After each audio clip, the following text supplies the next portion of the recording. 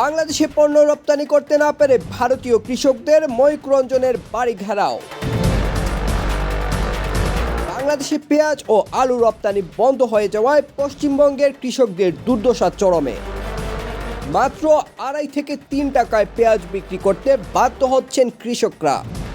কৃষকরা অভিযোগ করেছেন, আমাদের কষ্টার্জিত পণ্য রপ্তানির সুযোগ বন্ধ করে দিয়ে আমাদের পথে বসানো হয়েছে।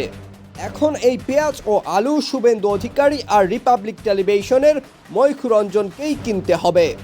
অবস্থা বেগতিক দেখে কৃষকরা রিপাবলিক টেলিভিশনের সাংবাদিক ময়ূক রঞ্জনের বাড়ি ঘেরাও করেন।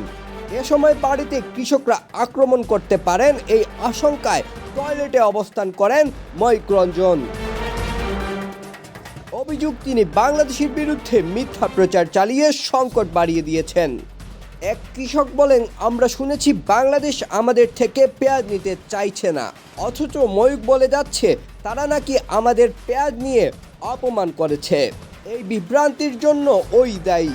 পাশাপাশি কৃষকরা রাজ্যের বিরোধী নেতা শুভেন্দু অধিকারীকেও তুলুধুনু করছেন। তারা সাফ জানিয়ে দেন, এই বিপর্যয়ের সমাধান না হলে রাজ্যের রাজনৈতিক ভবিষ্যৎ অন্ধকার হবে। এদিকে পেঁয়াজের দাম নিয়ে রাজ্যে চরম উত্তেজনা। রাস্তায় পেঁয়াজ আলু ফেলে কৃষকরা তাদের ক্ষোভের বহিঃপ্রকাশ করছেন।